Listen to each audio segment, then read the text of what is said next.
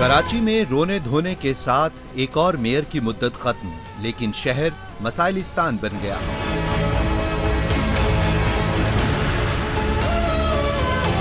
Karachi city municipal act 1933 में जारी हुआ। इब्तदाई तौर पर म्यूनिसिपल कॉरपोरेशन मेयर और नायब मेयर की जेर सदारत होती थी, जिसमें 57 काउंसलर्स शामिल होते थे। 1976 में म्यूनिसिपल कॉरपोरेशन को मेट्रोपॉलिटन कॉरपोरेशन का दर्जा दे दिया गया। 2001 में इसे शहरी हुकूमत का दर्जा दिया गया, जिसका सरबराह नाजिम है।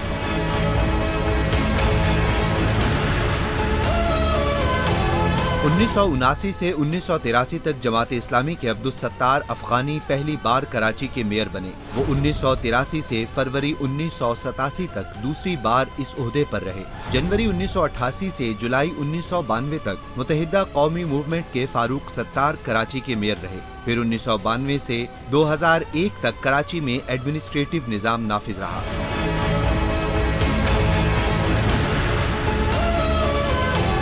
सिटी डिस्ट्रिक्ट गवर्नमेंट के तहत अगस्त 2001 से मई 2005 तक जमात इस्लामी के नेमतुल्लाह खान एडवोकेट कराची के नाजिम रहे। ये वो दौर था जब कराची में बेशुमार तरक्याती काम हुए, जिनकी आज भी मिसाल दी जाती है। उनके सियासी हरीफ भी तरक्की के इस दौर की तारीफ करते हैं।